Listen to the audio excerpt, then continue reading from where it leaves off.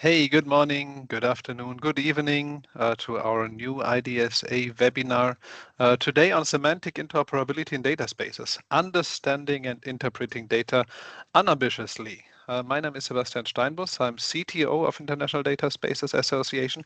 And today I can provide you this great webinar supported by those great research projects. So a lot of European and international research projects support our work on data spaces, our common work on data spaces. Thanks for that.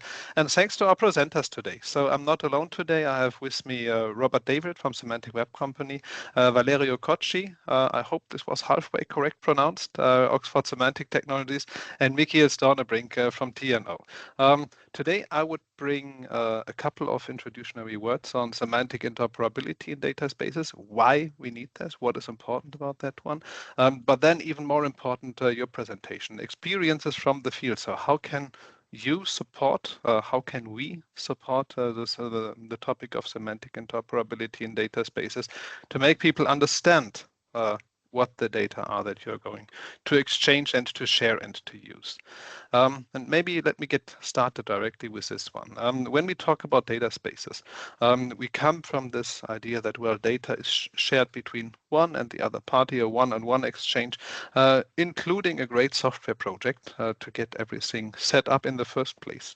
And with data spaces, well, we move a little bit to this community where you agree on a couple of things and have some community standards. So this few-to-few data exchange. But we target at this really this many-to-many data exchange, an ecosystem, a data-driven business ecosystem in the end. And so, well, if you want to offer something to anyone else that you don't know, well, you have to make sure that he or she understands what you're offering. So it's really about the key topic of understanding what is inside, how to interpret and how to use things afterwards. I mean, that's the key reasoning why we need interoperability and especially semantic interoperability in data spaces. Let me explain this briefly. I know, I'm pretty sure most of you know that already. This is from the European Interoperability Framework.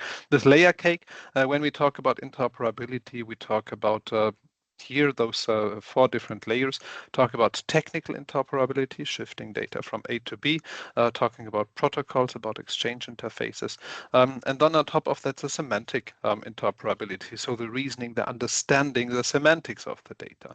And these are the things where we see in a data space, this is really the thing that you have a participant have to take care about. You have to implement something so that you can share data in a technical and a semantic correct way. On top of that, we have the layers for organizational interoperability and legal interoperability. Of course, a participant has to take care about this, but this is mainly the job done for the so-called data space governance authority that provides the general rules for a data space. And then, of course, we talk about interoperability inside a data space and across different data spaces. So the federation of data spaces or cross data space interoperability on all those different levels. So just as a short introduction on this thing. Of course, you can get some good guidance from the Data Spaces Support Center. If you don't know the project yet, well, Google it, take a look at it. That's a great resource if you're getting into the topic of data spaces. It provides a so-called blueprint. The blueprint consists of 2 parts, the technical part and the business and government parts.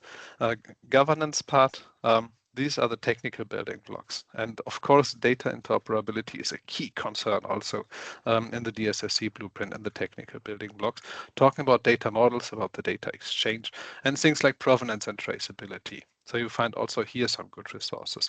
But of course, also IDSA is working on interoperability concerns in general. So let us understand a little bit what we understand as a data space and why things like interoperability matter. This figure comes from the IDSA rulebook, explaining, well, in a data space, you have basically 2 different kinds of participants. You have the participants that want to share and exchange data providers, data consumers, and you have a data space governance authority that somehow manages this data space. May it be something like an organization doing this, may it be just a set of contracts where you agree on, but parts of this data space authority, this governance mechanism, are the policies and rules, so what you accept to join in such a data space. And for example, if we have such a data space, which is our data spaces are used to share data assets in a trusted environment by using and agreeing a set of policies, models, protocols, and processes, to just take one definition here. We talk about models here. So of course, you can go ahead and just mandate a certain model, a scheme, a vocabulary, an ontology, whatever, inside the data space policies and rules, and say, well, this is a model that we all have to use. That's the way forward, and you can agree on that. Subsequently, you cannot only mandate or recommend the usage of such a scheme, you have to maintain it in the end, then also inside such a data space. Of course, this is not mandatory, but if it's not written there, then we as participants have to agree on something, or we have to at least describe how our data is structured and what it contains. So let us get a little bit more into the details of that one. So semantic interoperability, or the use of vocabulary and semantic models, are one of the key aspects. Also from the rulebook, mandatory functionality. Of course, we need to establish trust in the first place between the participants in the data space. We want to make data discoverable. We want to make use of data usage contract and want to negotiate them. Maybe we want to observe certain transactions, but we also need vocabularies and semantic models that are attached to the data in the end. When we discover data, we want to understand, can I use it in the end or not? And then, of course, during the data sharing and usage, we need more information. We have structured this a little bit more. So this is the role model from the IDS reference architecture model. And there you see this tiny little box, the so-called vocabulary provider. So maybe sometimes you need help to just share your models that you have, your vocabularies, your ontologies. You need help for that. To not do this only bidirectional between partners, because as said before, we want to have this many-to-many ecosystem, and then you need some kind of support from a centralized service, decentralized service, whatever, but somehow have to use and to share such vocabularies. Therefore, we make use of a so-called vocabulary hub. And let us take a closer look to the process. I like this picture really because it explains one very important concept, that we have to distinguish between the design time, so when you create a data offering, and the runtime, when you execute something in the end. So the design time is an important part where you have, a lot of work that needs to be done. You need to understand the domain, you need to understand what you have to model, you have to create the model in the end, and you have to map it to your data. I have a data product, a data offering that I want to give to someone else, and then I have to apply something like a scheme. So it would be a good idea to use something that already exists. For example, a standard, a domain standard, whatever exists, and just use this because it's already out there. And typically things are good. So reusing things that are already there and getting this from a standard, from a vocabulary hub, describe your data with that, and then you can create your data offering. Or you create something completely new because you have a brand new thing here, a very cool offering, and therefore you describe your data model, your schema, and publish this, of course, to a vocabulary hub so that a second party or third party can make use of that. Now, these are the design time aspects. Not too much technology, very much also about methodology, how to create data offerings and semantic models for that.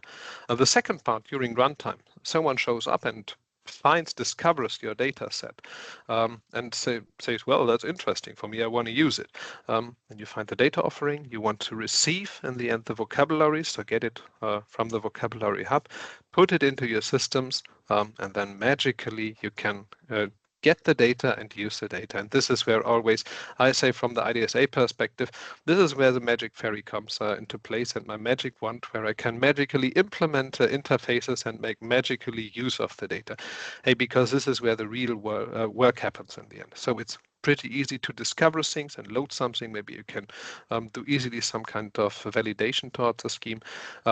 But, well, if you don't use a standard so far, then you discover something and you will have to implement the right data models, the right schemes, the right APIs or whatever. So, and this is something, the thing that you have to balance. So to invent something new, which also means that someone else has to implement it, or relying on standards that are governed somehow by someone. And then the second part where my magic wand pops in. Well, now I have loaded the data. What will I do with this? So how can I use it? How can I mix and match it? And therefore, what we do in IDSA is pretty easy, provide some guidelines, how to use such models and how to share it, but how to implement things afterwards, this is where the hard work gets into. That's why I'm happy to have my three presenters here today that will guide us through the part with the hard work and both parts, the design time and the run time. And if you want to know more about this, we have our great paper on semantic interoperability in data spaces, which was published subsumming what we have done in IDSA, providing some cool use cases to understand this topic a little bit better, and even more important, provide some pointers to further readings. So, and with that, I think I can close my first words. We have three presentations today. I will hand over to Michael Stornebrink right now. Always happy to have you on shaping application profiles, wizard approach, lessons learned from combining standard and logistics domain. Such a title. Then afterwards, Robert David, pool party. Sounds great. So outside here today, 30 degrees. Looking forward to pool party. And Valerio Cocci with RDFox. But first of all, Michael, floor is yours. Thank you very much, Sebastian, for the introductory words. I think you can see my screen, right? Yes. I'm here to share a few insights and lessons learned in shaping application profiles with you, and maybe with that demystifying a bit the part of what you called demystify the magic. This is where the semantic magic happens. My name is Michiel Stornebrink. I work at TNO, Dutch Applied Research Institute, and I'm mainly working on data sharing and data space initiatives, and in particularly the semantic interoperability aspects there. I'm involved in a couple of projects that were already mentioned, including the DSSC, the Data Space Support Center, where I act as an expert in shaping the building block on data interoperability. But maybe here also good to mention that I'm here as from TNO side as product owner of our semantic treehouse implementation, which is what we call a implementation of the functionality of a vocabulary hub, briefly mentioned by you, Sebastian. So few introductions also from my side on how we look at interoperability. What we see is that in several data space initiatives in every industry, there are either standardization bodies or data space governance authorities that have to deal with this topic of selecting, specifying, maintaining semantic models, data models for use in the day-to-day data exchange. And these organizations, whether they are standardization bodies or governance authorities, they have shared topics that they need to deal with related to semantic interoperability. And that's also covered by, as you already mentioned, the data interoperability pillar of the DSSC blueprint. And this is where TNO brings in and develops a platform called Semantic Treehouse. It's an open source solution of a vocabulary hub to support data spaces with their data model management topics.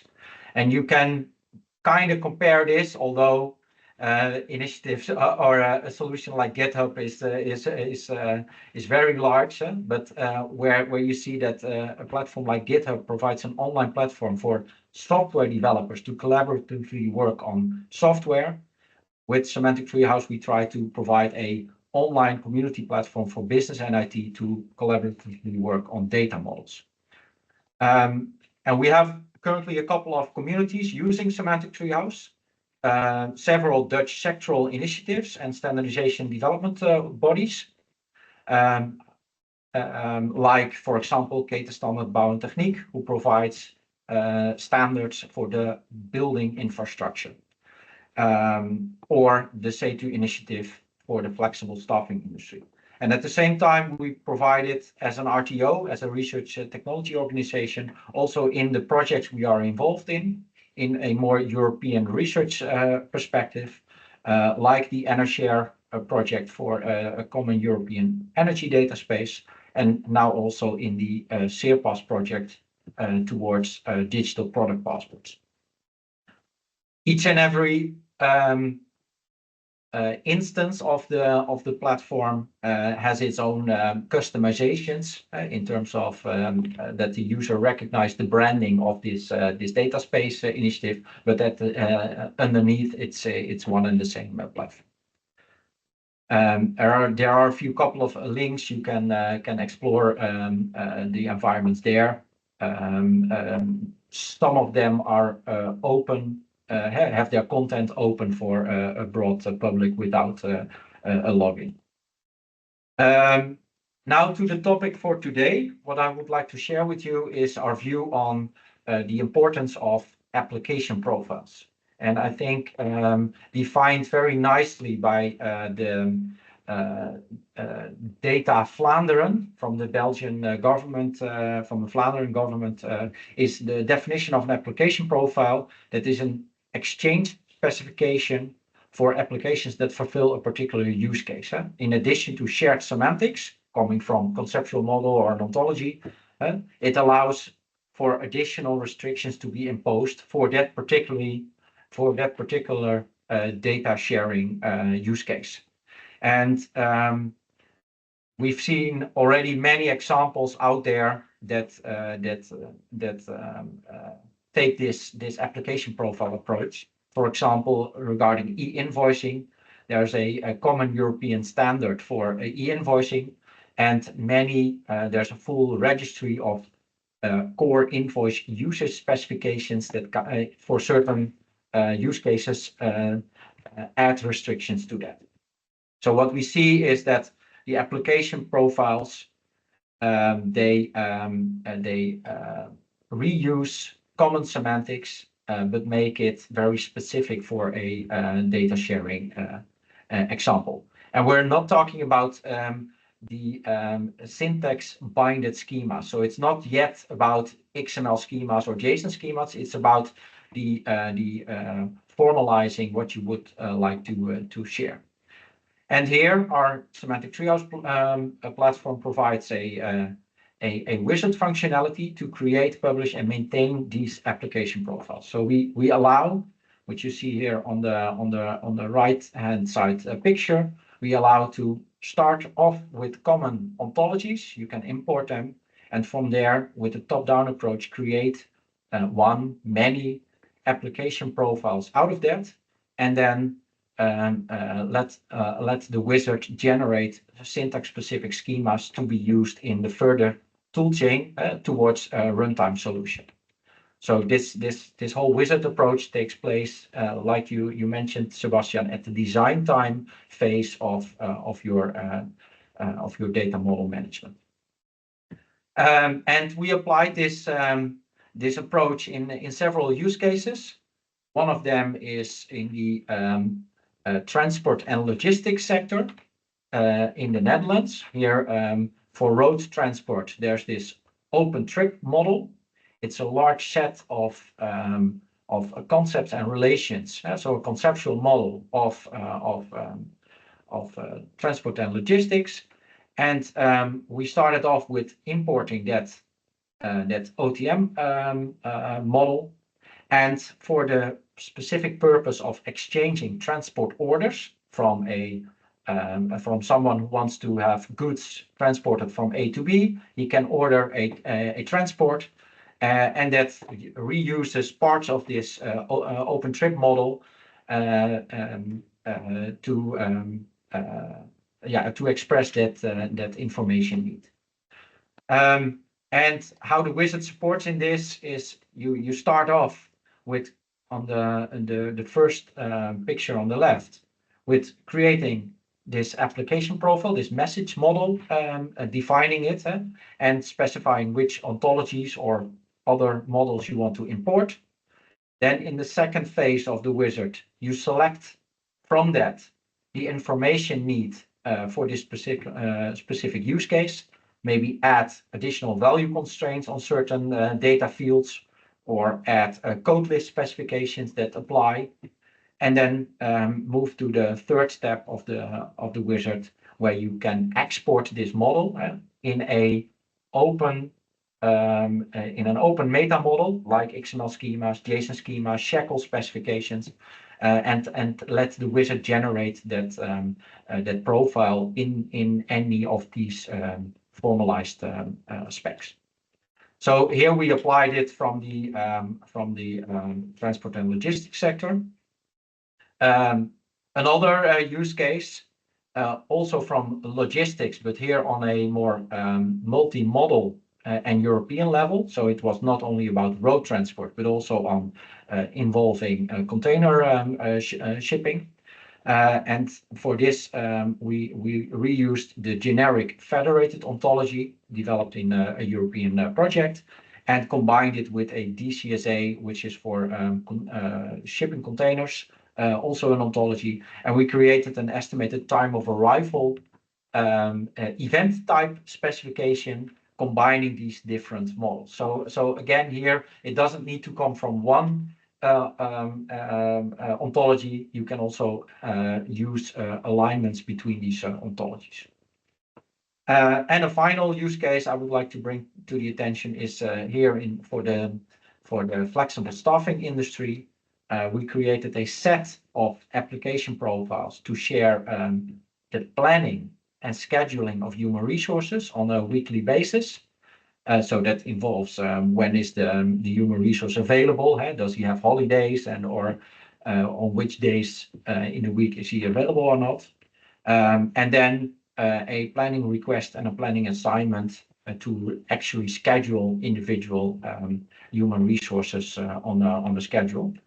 And there we reused a model coming from an organization called HR Open from the United States, and added a Dutch extension for that, specific from this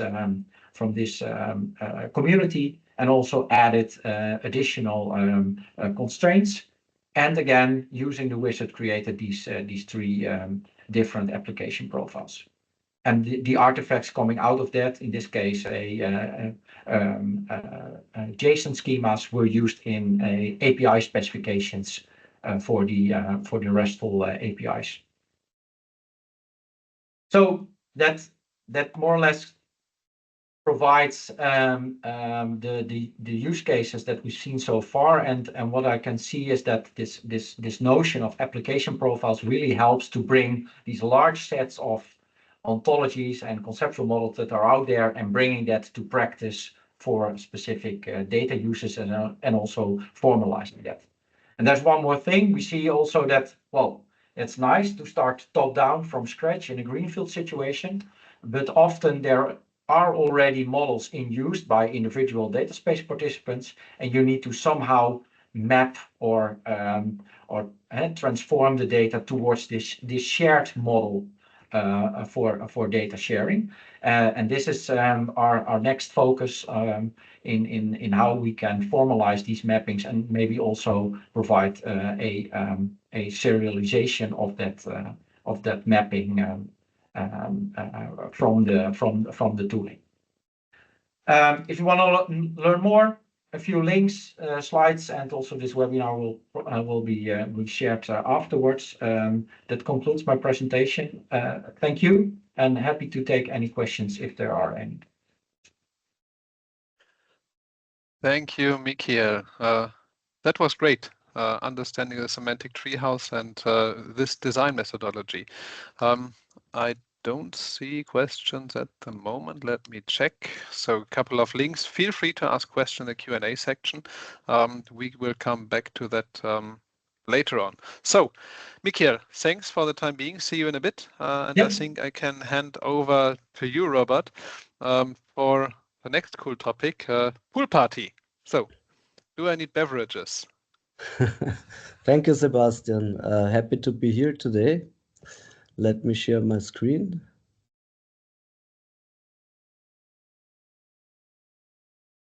Okay.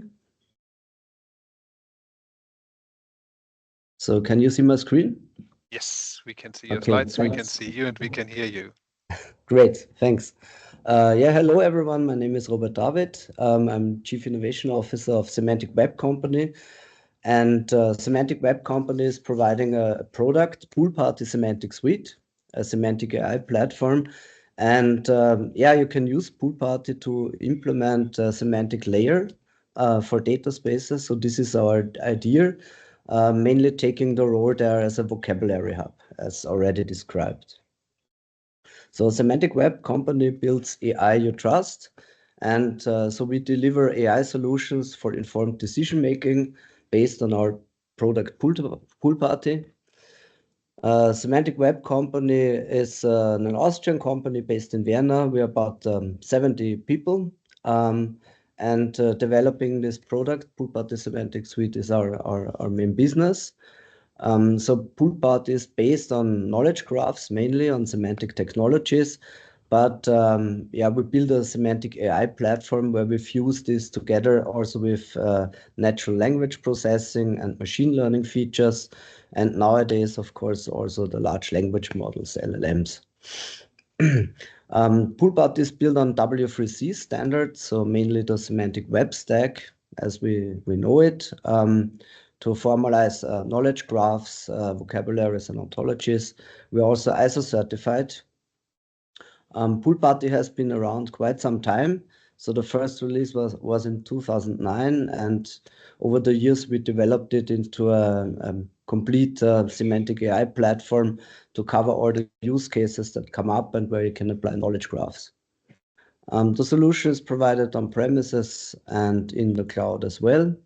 We have about 150 customers worldwide. And Pool Party is very often integrated into other systems, content management systems, for example, to provide this semantic functionality, which goes well together with the idea to provide it also as a vocabulary hub for data spaces. Regarding the business solutions, we focus on three horizontals. So this is augmented digital workplace, intelligent content for service and support, and environmental, social, and governance, ESG.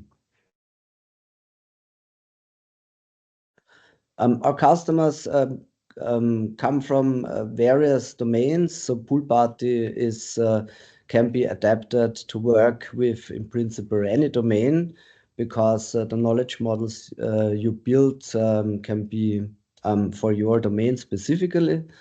So we have a wide variety from pharmaceutical, technical, documentation, and yeah, education as well. A lot of different domains where Pool Party is applied.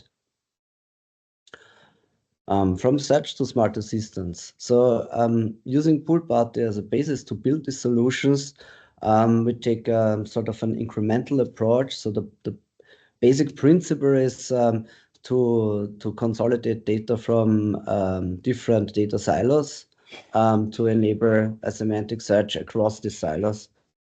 The very basic semantic web use case. And on top of that, we built systems for providing insight into, for example, documents, so applying text analytics based on the knowledge models that we build. And further on top of this analytics, we can then build systems like recommender systems that can take advantage of this knowledge and provide explanations, for example. So going a bit into the technical details of how the platform looks like. As already said, it's a very complete semantic AI platform. We have a lot of different features for various use cases, but at the core is actually always the knowledge graph. So we have the graph management to build vocabularies and ontologies, which can then be applied to use cases provided to other features to be applied in use cases, like the said natural language processing, text analytics, analytics, and to build semantic AI applications on the top, usually exposed via web APIs. And what is also very important and also provided as part of the platform is the graph automation part, where you have ETL functionality, because very often for data consolidation and text analytics, you need to be able to process that automatically and on a large scale. So how does it work? Here we see the typical and very often found workflow when you apply knowledge graphs for analytics. At the core, you have a taxonomy and ontology that you can build. So you start off with a simple taxonomic model based on a simple knowledge organization system, which is an all ontology to describe data in a very simple, structured way. If this is not expressive enough, you can extend it with ontologies, classes and properties to make your knowledge model more expressive. So this you can build with pool party. Of course, you can also reuse existing vocabularies. The idea is, of course, always to reuse existing published vocabularies and maybe extend them or adapt them or combine them together for your use case. So you can do that as well. And then apply it to documents using the extractor, which then finds entities from this knowledge model in the documents. And as the third step, then make use of these annotations in the documents to further link it to other sources or provide recommendation services, or in general, provide it as a semantic layer. Coming to the semantic layer for data spaces, so how can we apply pool party to provide this semantic layer and specifically implement or take the role of the vocabulary hub? So the very basic use cases, here we see 3 databases or data assets that are separated, and I ask the question, yeah, I need blue data. However, in the different sources, there are some kinds of blue, but they use different terms like azure, sapphire, and navy. And by providing this semantic layer on top, I can get an answer to this question, which I could not get without it. So I get blue data from all the different sources by doing this semantic mapping. What we also can do with knowledge graph is to provide context. So here we see the term resilience, and this is an ambiguous term. By having a knowledge model that gives it context by positioning it in the graph, we see how it relates to other concepts and can understand the context, and thereby transport this understanding to the documents to better understand what the document is talking about and disambiguate this meaning.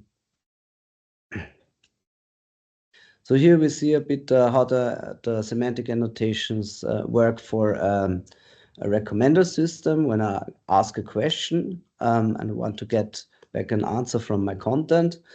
So the idea is to better understand the user intent by applying a knowledge graph and use this to more specifically query the documents. So what we can do here is we can basically connect elements or entities from the intent to the semantic annotations in the document, bring it into context, bring it together, and thereby provide a more precise and meaningful answer. So here we see the architecture, how we provide this semantic layer on top of the data. So at the data layer, we have different kinds of sources. So I was talking about annotating documents. So we in principle make natural language available to a knowledge graph by semantic annotations, which is unstructured data. But of course, you can also use semi-structured data and structured data and bring all these different sources together.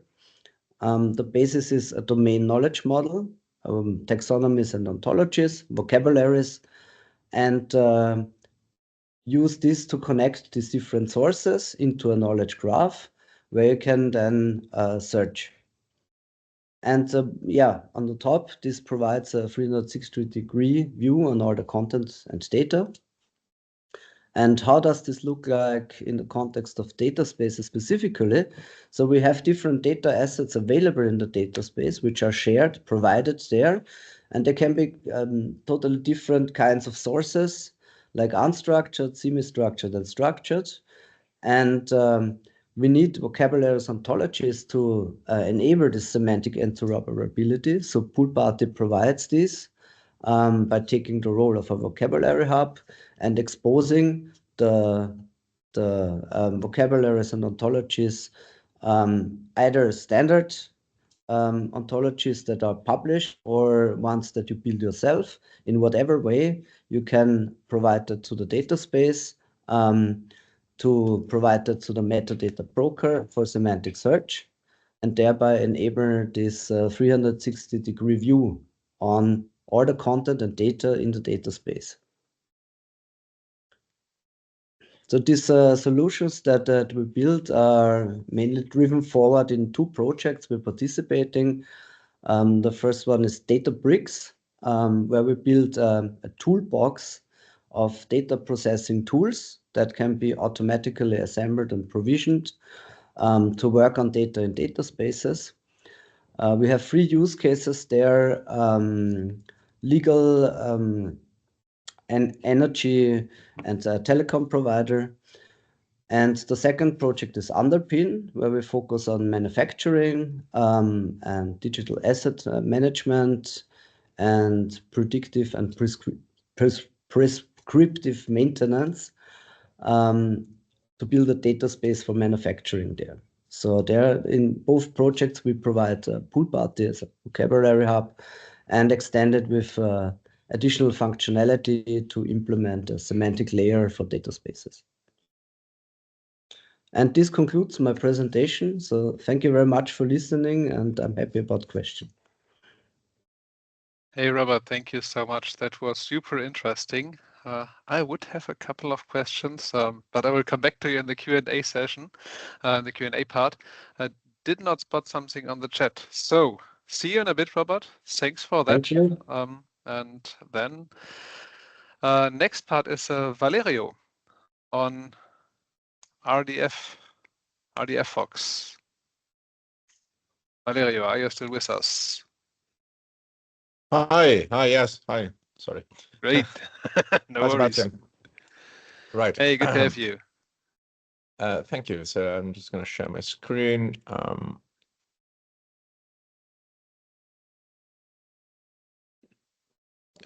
No, sorry, that's the wrong one. Sorry, just bear with me. You're not the first and not the last. There we go.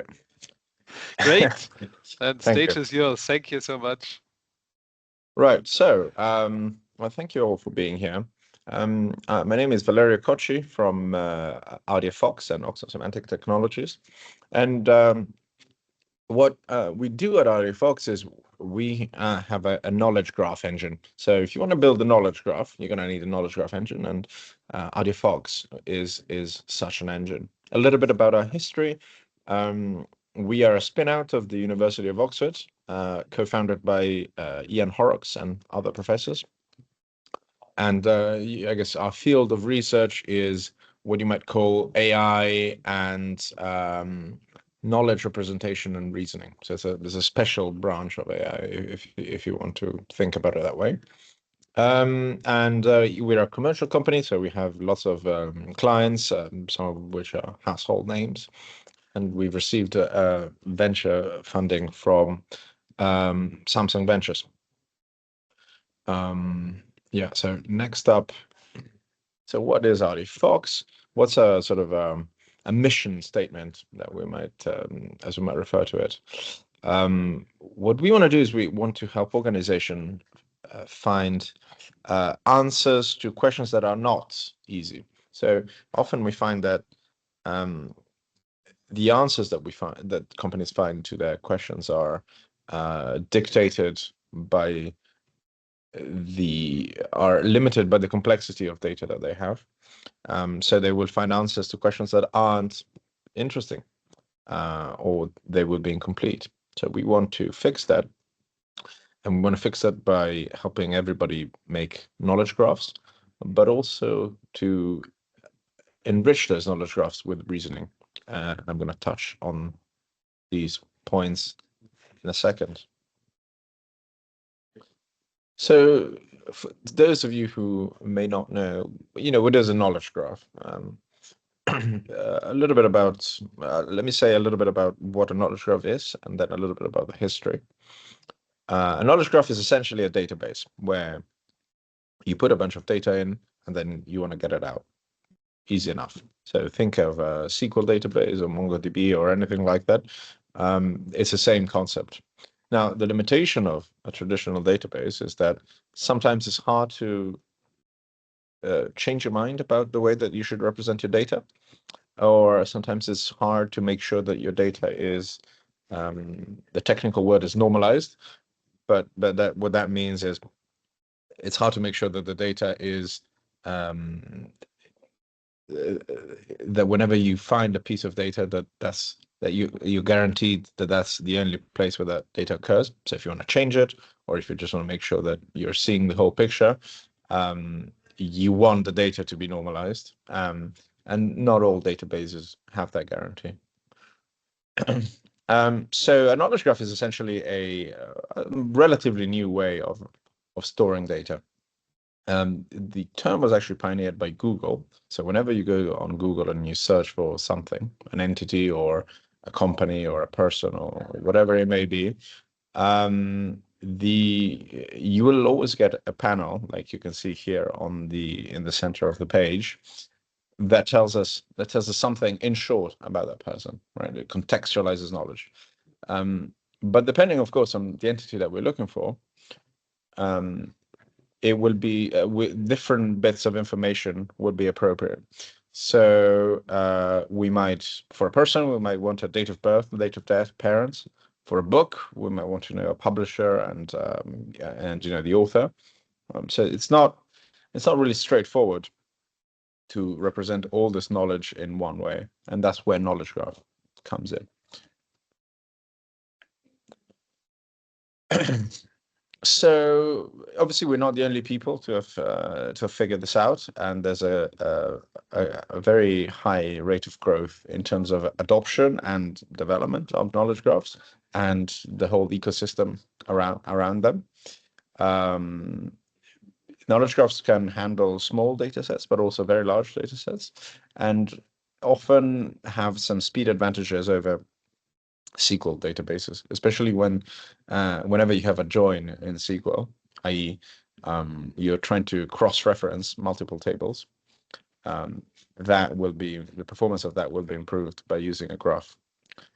But I think more importantly, the strength is the fact that you don't have a schema. So if you want to change your mind about how you represent data, because maybe you have a database that was created 20 years ago, a legacy database, and now that your business has changed, or now there's a new app that you need to integrate with, or whatever it may be, that data might not work really well for that. So what do? You create a very long and expensive pipeline, and it takes forever to develop, and then for the pipeline to run.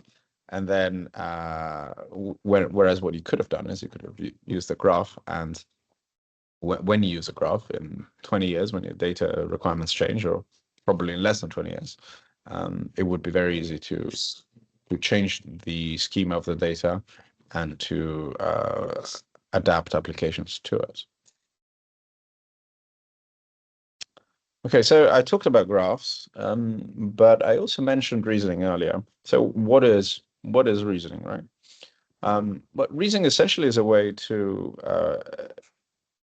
endow the database with the knowledge of some expert via what we call rules.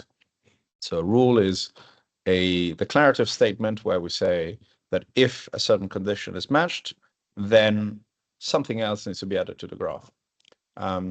So here you can see we refer to this as inferring relationships. Very simply, this could be, if I'm my father's son, then, he is my father, right? You will have the relationship going in both directions. If you can do that, then it simplifies the complexity of any application that relies on that data.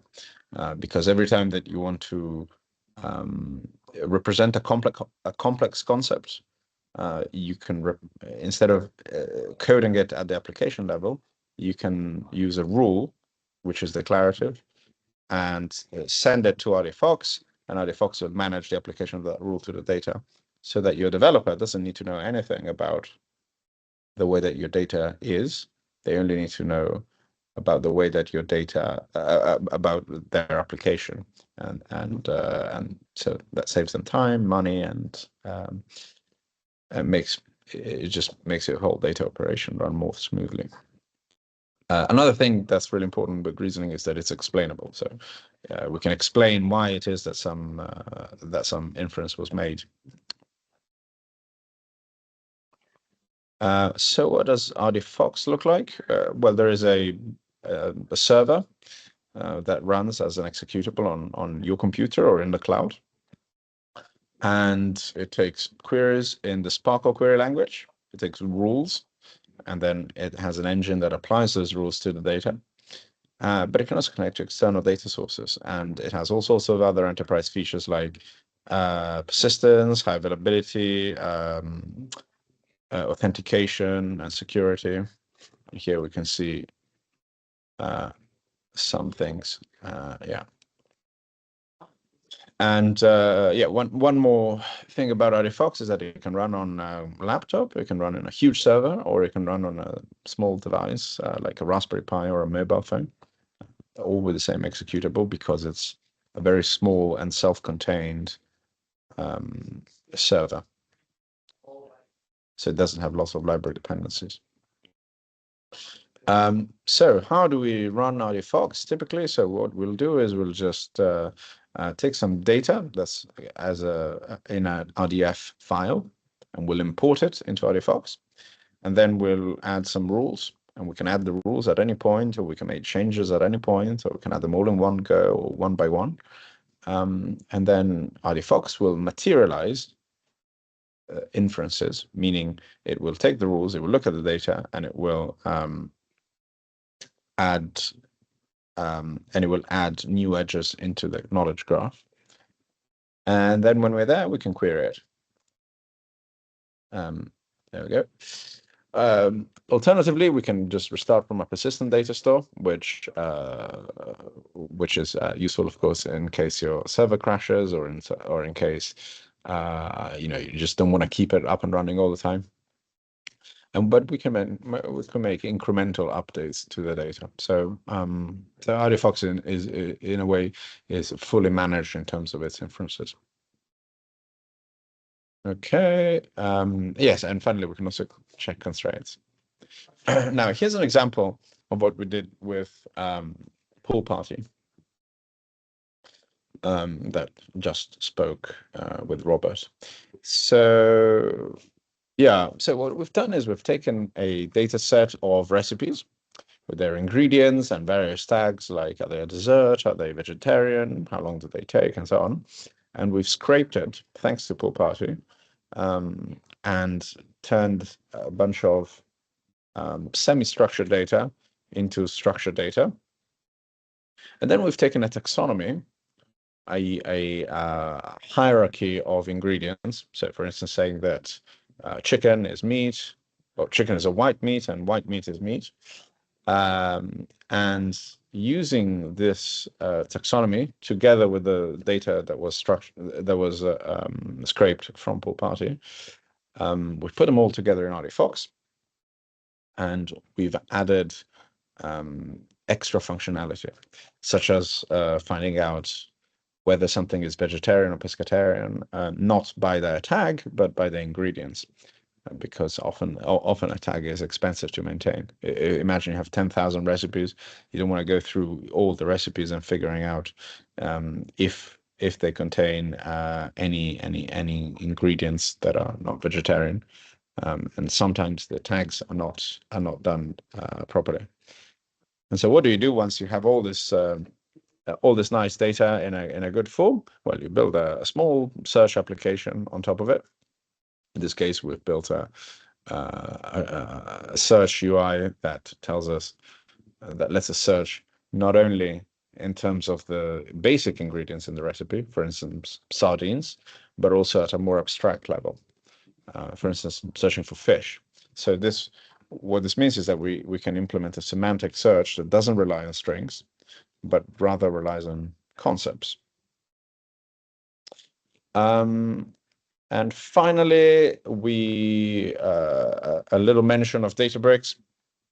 Databricks is, as Robert mentioned earlier, is this European initiative funded by the European Commission to build a reusable toolbox of tools that can be used in dealing with data in general, especially with data spaces.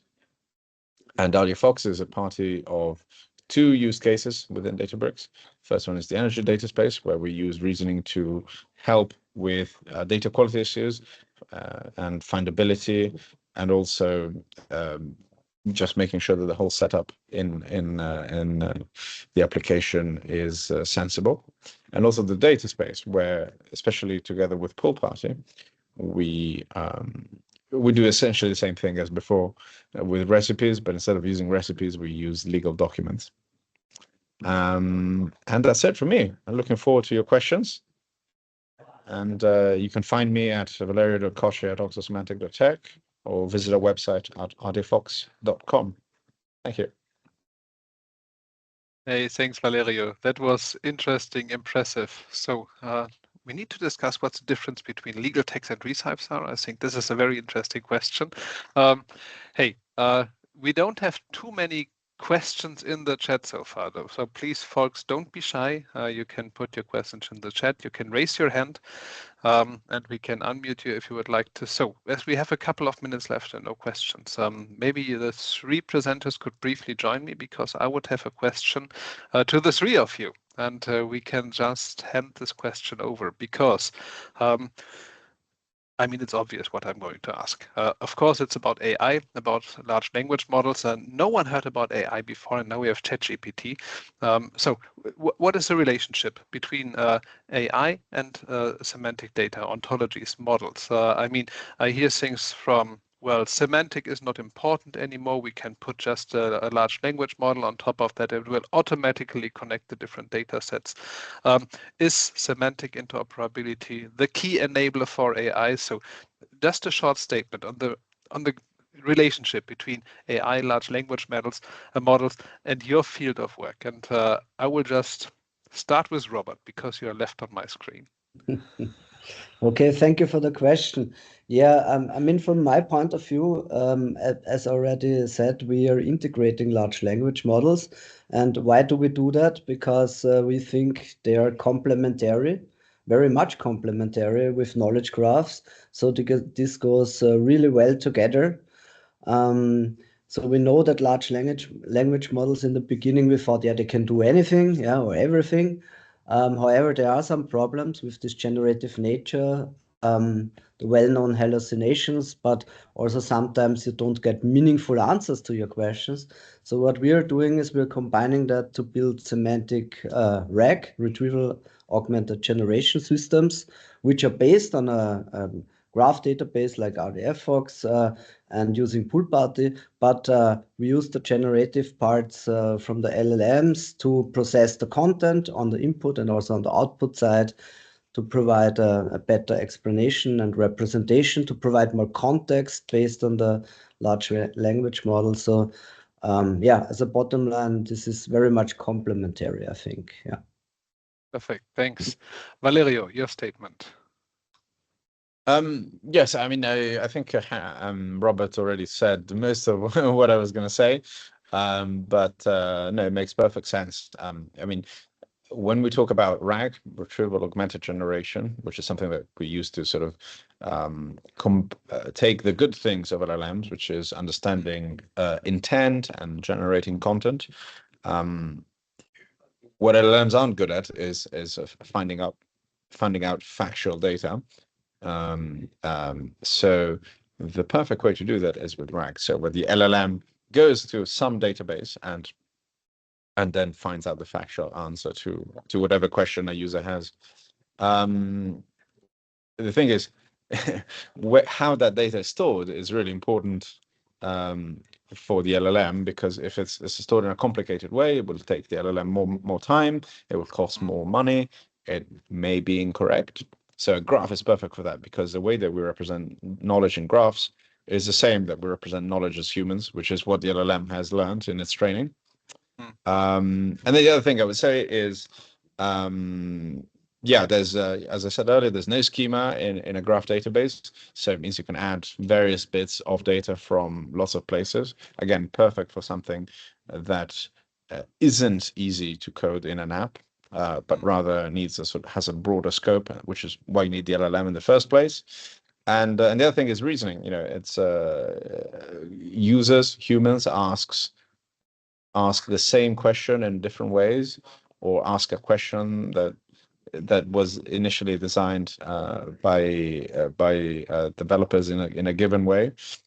They will ask that in a different way. For instance, as I said earlier, you know, maybe the data is somebody has a father, somebody else, but then the user is interested in children, right?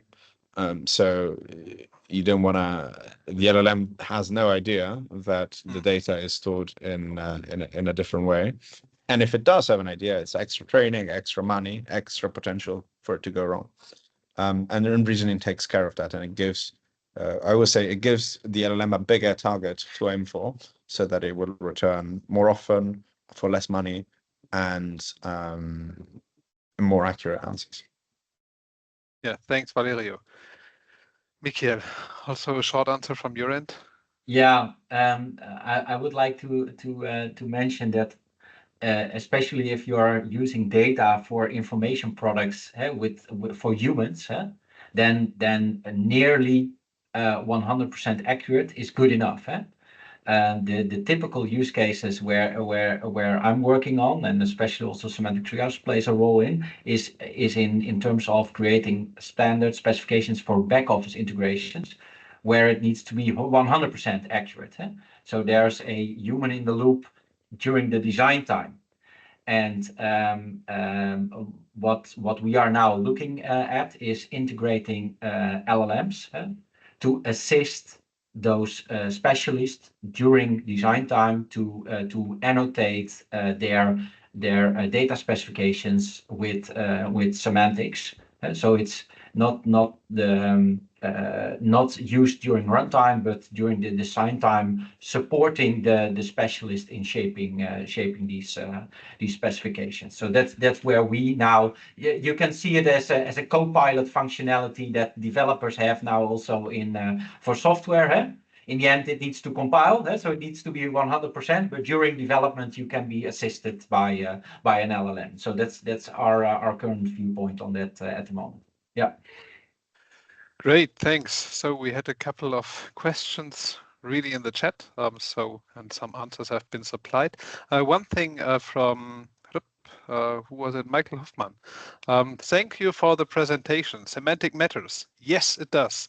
Are there initiatives who use also industry-related vocabularies, dictionaries, like IEC CDD and or PTB DCC Digital Calibration Certificate?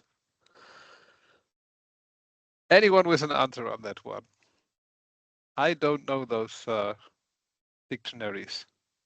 So maybe we don't have the manufacturing folks in here today. But Michael, what I can do, I think it's Michael Hofmann. I can take this question with me because we also have our industrial community, so people really working on manufacturing industrial data, and I think this goes into the right direction. Also, digital calibration certificate, well, that rings something like a bell. I will look it up and will try to come back with an answer.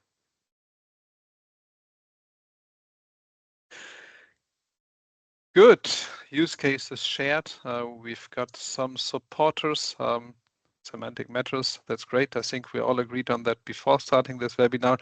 Hey, folks, I think time's up and we can close. I would like to say thank you a lot for your presentations, for your insight. I think it's helpful because not because I love it, because, well, I have contact to a lot of people in the data space community that have similar questions. And I think you provided good answers, good first thoughts where people can now dig deeper and can understand better how to move forward. So thanks to the presenters. Thank you so much. Have a great day. Thanks to everyone who was listening.